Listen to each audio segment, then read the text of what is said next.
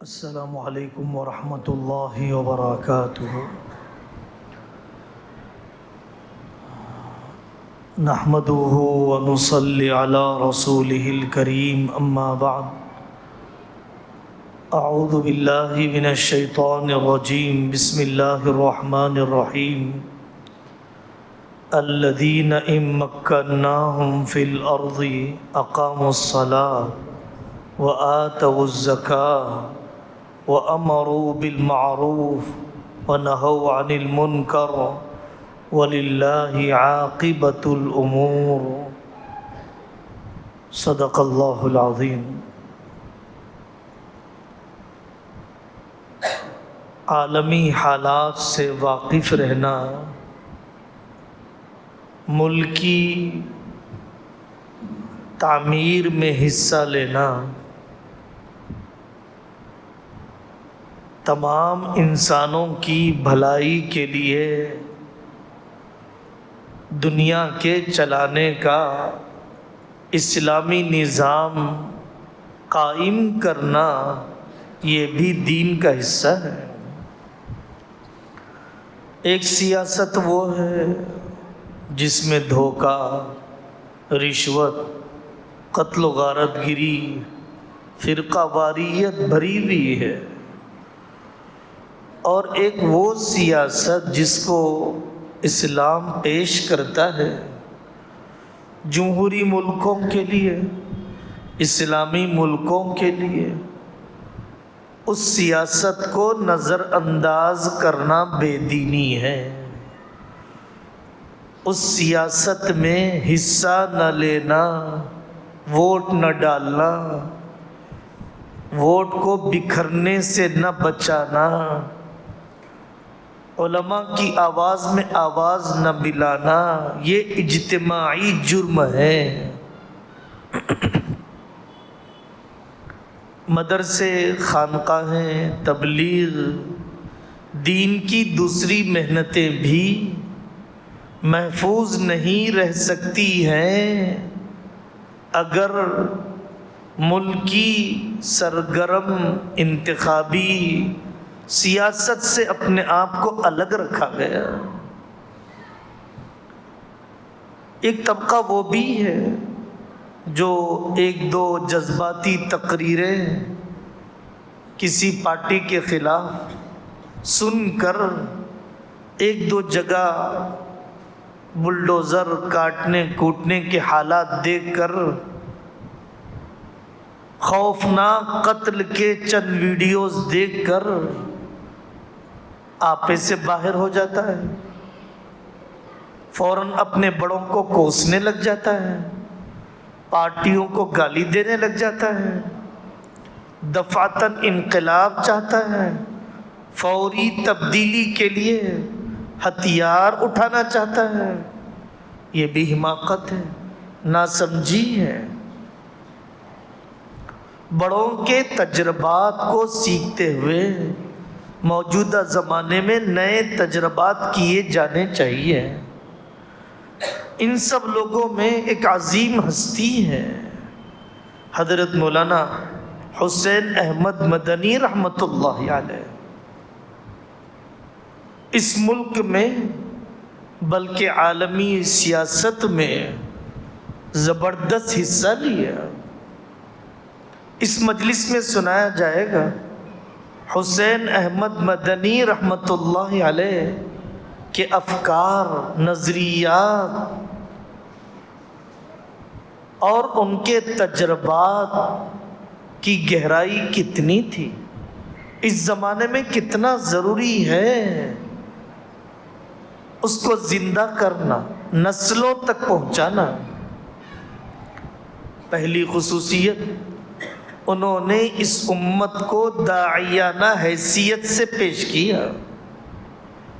ہم اس امت کو صرف سیاست کا میدان، نوکریاں دلانا، جان بچانا، فسادات روکنا ہی نہیں، یہ امت خیر امت ہے داعیانہ ذمہ داری کی وجہ سے۔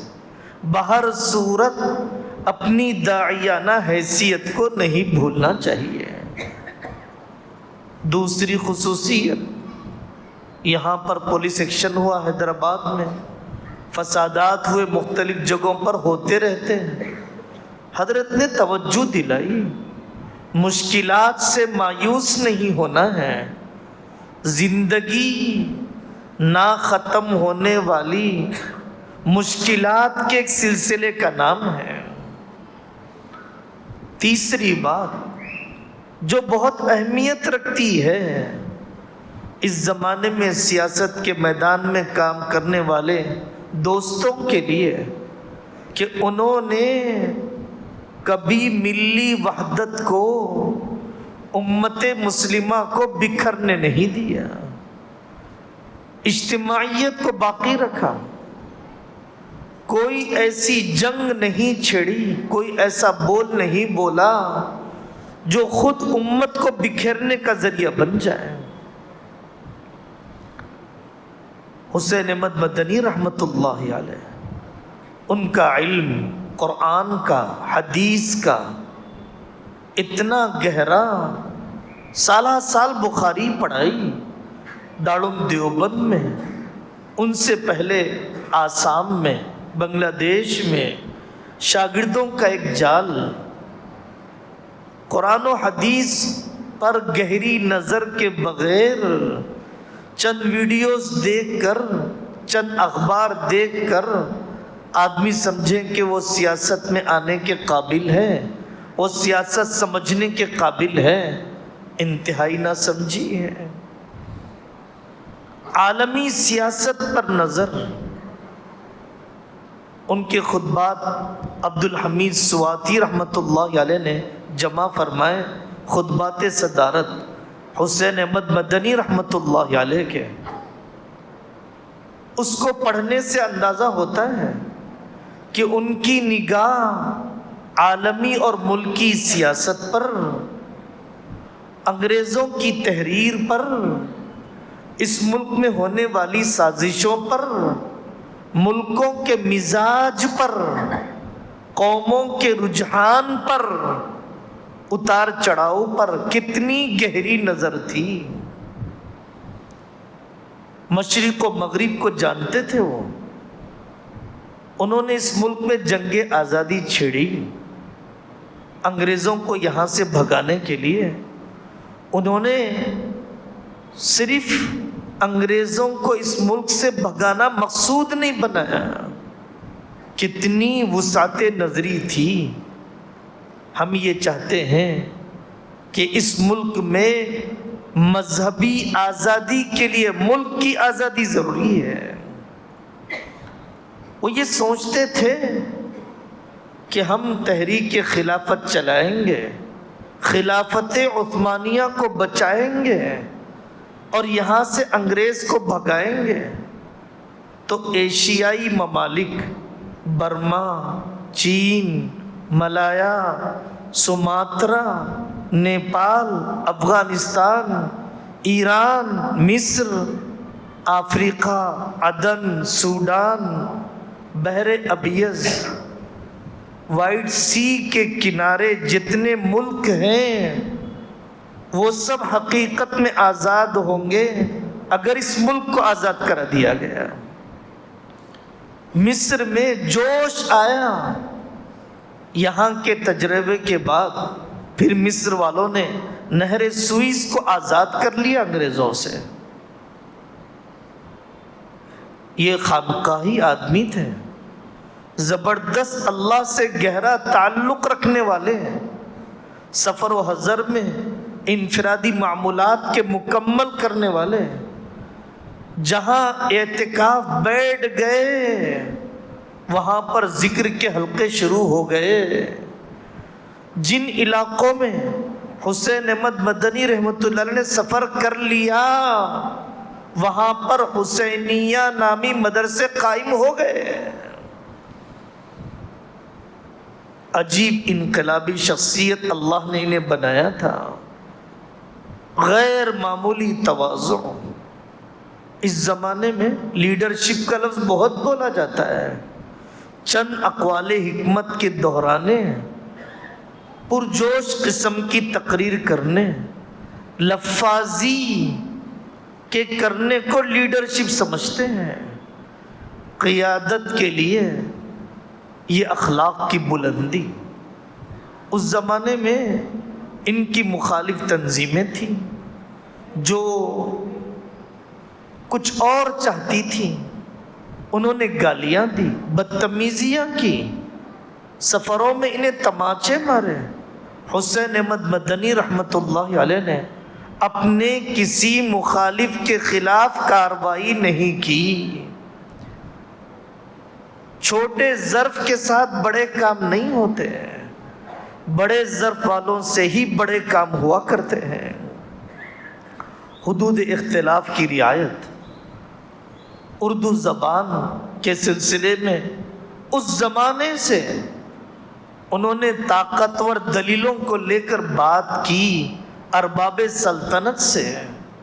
اردو زبان مسلمانوں کی زبان نہیں ہے، جمہوری زبان ہے، کسی مذہب سے تعلق نہیں رکھنے والی ہے، عالمی زبان ہے، بین الاقوامی رابطے کا ذریعہ۔ اس زمانے میں تو اور بھی بولی جاتی، دعوت و تبلیغ کے بعد اور بھی زیادہ بولی جاتی ہے۔ اس کو لسانی نقطہ نظر سے دیکھا جائے، مذہبی نقطہ نظر سے نہ دیکھا جائے۔ مسلمانوں کو سمجھایا، ایک الیکشن دو الیکشن میں انقلاب نہیں آ جاتا، سعی پیہم، مسلسل محنت، من حیث القوم محنت۔ لوگ جیسے رفاہی کاموں کے لیے وقت دیتے ہیں، چیریٹی کے کاموں کے لیے وقت دیتے ہیں، مدرسے خانقاہوں کے لیے وقت دیتے ہیں، تبلیغ دعوت کے لیے وقت دیتے ہیں، ویسے وہ ملی اور سیاسی کاموں کو اپنی دینداری کا حصہ سمجھ کر وقت دیں۔ امت کو مایوسی سے نکالنا۔ وہ ہمیشہ فرمایا کرتے قُلْ لَن يَنْفَعَكُمُ الْفِرَارُ إِنْ فَرَرْتُمْ مِنَ الْمَوْتِ أَوِ الْقَتْلِ وَإِذًا لَا تُمَتَّعُونَ إِلَّا قَلِيلًا۔ موت سے کہاں بھاگو گے؟ جی لو گے تو کتنے دن جی لو گے؟ تمہیں محنت کرنا چاہیے۔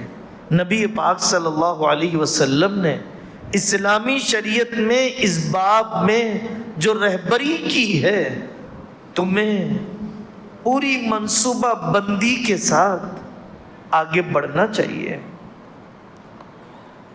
میجورٹی اور اکثریت اس ملک کی واقعتاً فساد نہ کرنا چاہے، فرقہ واریت کو روکنا چاہے، جارحانہ اقدامات کو روکنا چاہے، ضرور روک سکتی ہے اگر میجورٹی کا یہ ذہن بنایا گیا، اگر غیر مسلم برادران وطن کو اور دوسرے مظلوم طبقات کو ساتھ میں لیا گیا، نفرتوں کی دیوار اگر توڑی گئی۔ بہت اہم بات جو حضرت مولانا حسین احمد مدنی رحمۃ اللہ علیہ فرماتے تھے، مسلمانوں سیاسی اقتدار ہی سب کچھ نہیں، اپنی اسلامی عملی زندگی کو بناؤ۔ اس ملک میں آنے والے سلاطین کے ذریعے سے اسلام نہیں پھیلا، اس ملک میں آنے والے مسلم مجاہدین کے ذریعے سے اسلام کم پھیلا، صوفیہ کے ذریعے سے زیادہ پھیلا۔ یہ صوفیہ کرام، یہ خانقاہیں، یہ سلسلے، یہ خواجہ اجمیر، یہ نظام الدین اولیاء کون سے ہتھیار لے کر آئے، کون سی سیاسی قوت لے کر آئے، عملی اسلام لے کر آئے، جن کے پاس بیٹھنا دیکھ سمجھ میں آتا تھا کہ اللہ سے تعلق کیسے سکون کا ذریعہ ہے۔ ان کے دسترخوان پر بھید بھاؤ کے بغیر دوسری قوموں کا بیٹھنا، یہ خود اسلام کی دعوت، ان کی سادگی، ان کا خرچ کرنا عملی اسلام کی ضرورت ہے۔ اقتدار کو سب کچھ مت سمجھو مسلمانوں، سیاسی قوت کے حاصل کرنے کو سب کچھ نہ سمجھو۔ اس سے زیادہ ضروری ہے اپنے آپ کو عملی مسلمان بنانا۔ واقعتاً تمہاری شادیوں سے جہیز نکل جائے، نہ جانے کتنی غیر مسلم بچیاں اسلام میں داخل ہو جائیں، تمہارے کاروبار میں امانت آ جائے، وعدہ خلافی ختم ہو جائے، تمہارے پڑوسی کو تم سے راحت پہنچ جائے۔ اسلام میں خود اتنی کشش ہے کہ سیاسی زوال کے زمانے میں بھی اس کی دعوت چلتی رہی۔ پوری مائنرٹیز کو ساتھ میں لے کر کام کرنے کی کوششیں، کیونکہ وہ شریعت کے علم کے ماہر تھے۔ حسین احمد مدنی رحمۃ اللہ علیہ گاندھی کے ساتھ بیٹھتے، امبیڈکر کے ساتھ بیٹھتے اور وزیر اعظم نہرو سے بے تکلف تعلقات مشورے دیتے، لیکن اپنی اسلامک آئیڈینٹیٹی شریعت کے حدود کو کبھی پھلانگا نہیں۔ قوم کی خدمت کرنے کے لیے، ملک کی تعمیر کرنے کے لیے کسی مورتی پر مالے چڑھانا ضروری نہیں ہے۔ یہاں کے دوسرے اقوام اور مذاہب کا دل جیتنے کے لیے کسی تصویر کو سجدہ کرنا ضروری نہیں ہے، کسی مورتی پر بھیٹ چڑھائے جانے والے لڈو کا خریدنا ضروری نہیں ہے، کفر کے شاعر کی تعظیم ضروری نہیں ہے۔ اپنی داڑھی، اپنی ٹوپی، اپنے کرتے پاجامے، اپنی فرض نمازیں، اپنے پردے پر پورا جمتے ہوئے اسلامی تعلیمات پر حسین احمد مدنی رحمۃ اللہ علیہ نے اس ملک میں اسلامی سیاست کر کے بتائی۔ مسئلہ تعلیم ہو یا معاشی مسائل ہو، اعداد و شمار، ڈاٹا کی بنیاد پر، مضبوط مصادر کی بنیاد پر، ٹھوس معلومات کی بنیاد پر بات کیا کرتے تھے۔ تو میرے بھائی، ہمیں اپنے بڑوں کے تجربات کو سیکھنا چاہیے، بے اعتمادی نہیں ہونا چاہیے۔ یہ اکابر، یہ مجاہدین ہم سے کروڑوں درجے بہتر تھے، ان کا استغنا ہم سوچ نہیں سکتے۔ دنیا سے رتی برابر فائدہ نہیں اٹھایا، سیاسی تعلقات کی بنیاد پر اپنی دنیا نہیں بنائی۔ ان کے ساتھ رہنے والوں نے دیکھا، دسیوں کتابیں ان کی زندگی سے متعلق لکھی گئی۔ اللہ تعالی ہمیں پورا دین سمجھنے، عمل کرنے کی توفیق عطا فرمائے۔ وآخر دعوانا ان الحمد للہ رب العالمین۔